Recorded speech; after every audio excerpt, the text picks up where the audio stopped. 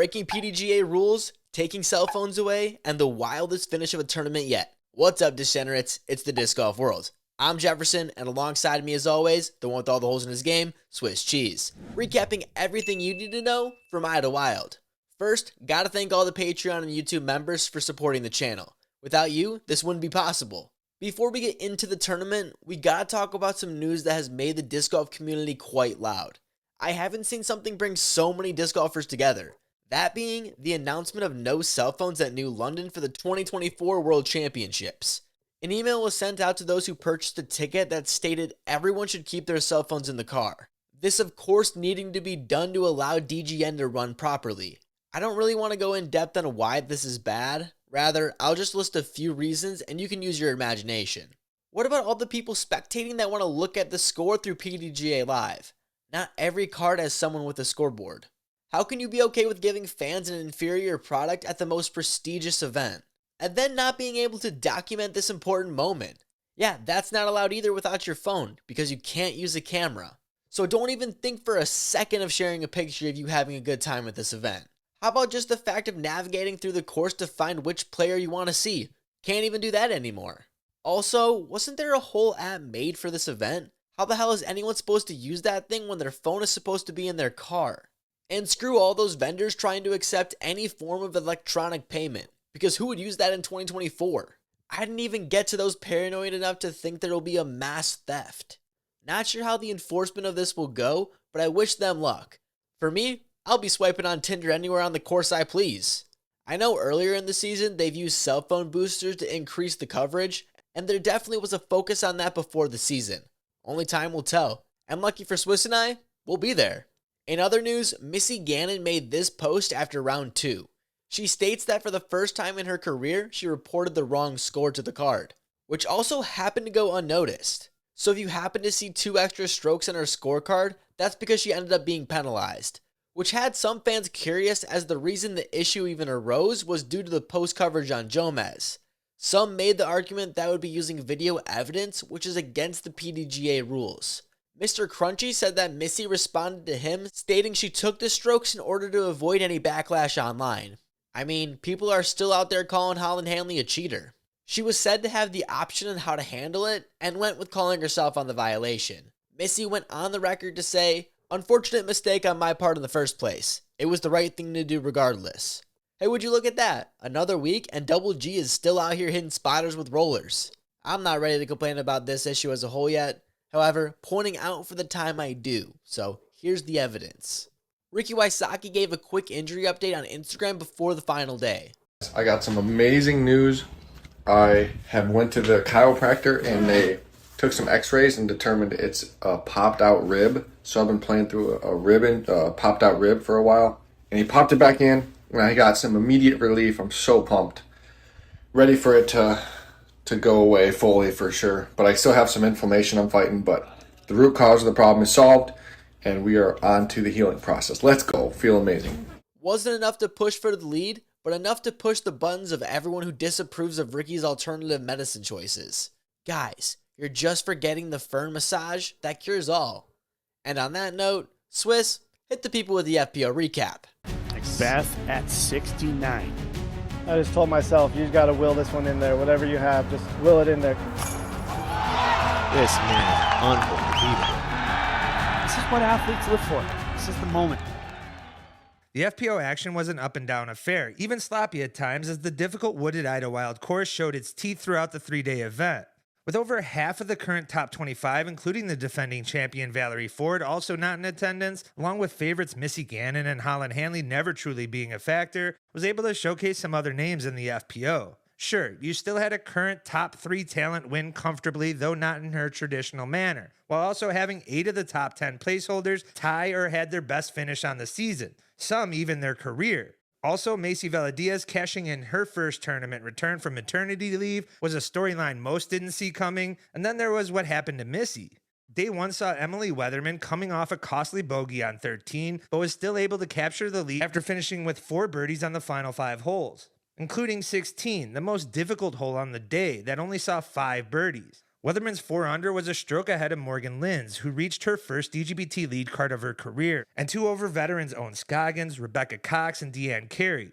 And we can't forget Sarah Holcomb, who snagged an ace on hole 9 with her unique form that is as spastic as an Australian Olympic breakdancer. Then there was Missy's altruistic and honest play within the rules that added 3 strokes to her round. I know Jefferson covered, but I'll simply add, no matter the solution provided with officials, scorekeepers, or continuing to use players, human error will always interfere. However, the sport still needs that professionalism and checks and balance to maintain an accurate score during the round. Yet when the game's best players can exhibit their willingness to play by the rules, helps showcase a standard that all players should follow moving forward, which in turn helps the sport even further. Credit needs to go to Missy for doing what she did. For many, day 2 would come and go, and most would rather I not cover it at all, with the exception of Owen, who would put together the best round on the day with only a 3-under. That not only moved her up to the top of the leaderboard, but also gave her a comfortable 3-stroke lead to go with it, as she looked to finally take down this event after finishing in 2nd place the past 2 seasons. The remainder of the lead card would go 14 over on the day, as only Owen and Morgan would remain on the lead card heading into the final day, with Weatherman having the worst of it, scoring a 9 over round, dropping her all the way down to 14th place.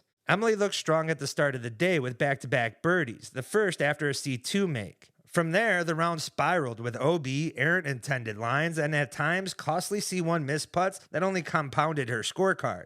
Yet when an even round on day 2 was enough to have players climbing up spots on the leaderboard, it wasn't just Emily who had a frustrating round. Day 2's play resulted in movement throughout the top 10. Raven Klein was perfect from within the circle, which helped land her a lead card debut on the final day after a 1-under on the round, while Madison Walker, Natalie Ryan, Deanne Carey, and Kona Montgomery were able to improve their standing by just shooting even for the round. The final day would see the best scoring of the weekend and finally some 1,000-rated disc golf, though it never materialized into a competition at the top.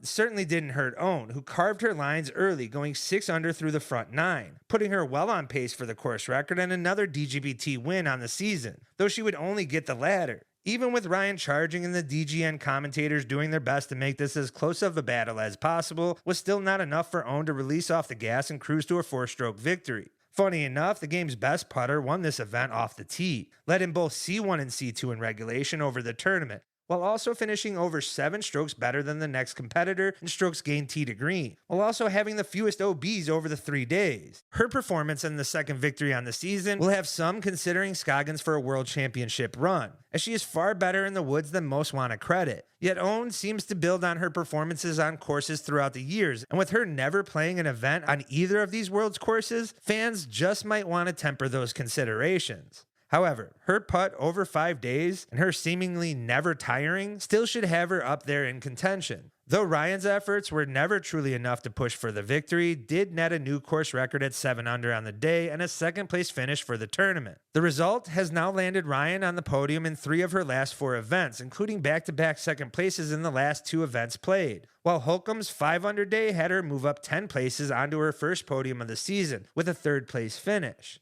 With injuries hampering Holcomb for most of the season, looks to be finally getting healthy at the right time heading into Worlds. Alexis Mondahanu had a strong finish of her own, scored a 3-under round that had her climb up 9 spots for her first top 5 finish at an Elite Series event since 2022. Guys, don't worry, Holland did just enough to keep her top 5 streak alive also. Madison Walker landed her first top 5 finish on the season and her first since last year's Idlewild, while both Morgan and Raven ended with their highest placing of their careers, Morgan holding on to a 4th place and Raven with a 5th place finish. Over on the MPO side, Ben Callaway jumped to an early lead, being the only person to shoot a double-digit round at the historic Idlewild, one of the older courses on tour that often gets referred to as older disc golf, yet sees very little change year to year. From what I heard from pros, it's either you love it or you hate it. Round 2, Calvin Heimberg would shoot a clean 11 under, jumping up 2 spots into first heading into the final round. Although in the lead, Calvin left strokes on the green, a problem that's been far too common. Joey Buckets would find himself still in 2nd place and a stroke back after another day of play with a 9 under. Isaac Robinson would shoot up 30 places into 3rd after a tournament hot 13 down that would include 2 missed C1X putts in the first 3 holes. That would be followed by 8 straight birdies to finish out the day. The final round, the lead card would each birdie the first hole, and let's be real, it should probably be a par 3. That's what Swiss would want me to say at least. Joey Buckets would lose a stroke on hole 3, but quickly get it back the next hole. However, now he would find himself tied with former champ Isaac. It didn't take long for him to extend that lead after a turkey. Now, with a 2-stroke lead and 6 down through 8 on a course some players were throwing 14 forehands off the tee. And yeah, Isaac didn't throw one. After another 3-birdie stretch, it looked like Isaac might run away with it. But Joey wasn't going anywhere with birdies of his own. And after watching Isaac go out of bounds off his drive, pured his on hole 13. You could have convinced me God was actually on Isaac's side with some of the fortune he kept finding himself in. But hole 13 is why people don't believe in God, as Isaac would find OB for a second time and ended the hole with a triple bogey. Buckets, on the other hand, would get a birdie, completing a 4-stroke swing and now having the outright lead with only 5 holes left to play. And after praying for a good kick and a full twist on the approach, secured the easy birdie on hole 14, when both Calvin and Isaac would bogey. With the double on hole 15, Isaac would be out the race. It doesn't matter if he got the eagle on 16. It should be a par 4 anyway. At this point, Heimberg would be creeping up with a birdie on 15 and a circa 1 eagle on 16. Meanwhile, Joey got pars on both.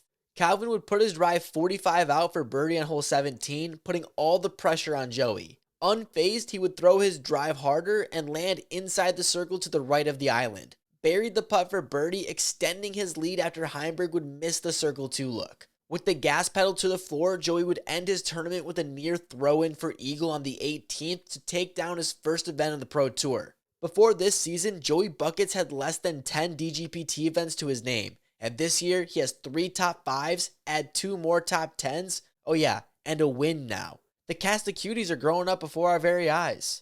Ezra Robinson doing what younger siblings do best. That's taken second. Although, you can't be all that mad at moving up 3 spots, especially when it's in a tie with Calvin Heimberg, and still better than your brother. Along with Emerson Keith, who would find themselves tied. However, it would be for 4th. And that's everything you need to know from Idlewild. We got a week break before the World Championships, which gives me time to pick up Swiss cheese. But don't think videos aren't going to still be coming out. There was no way the boys could miss out on the biggest event of the year. Hopefully, see some of you guys there too. If not, make sure to subscribe to not miss out on the Disc Golf World coverage.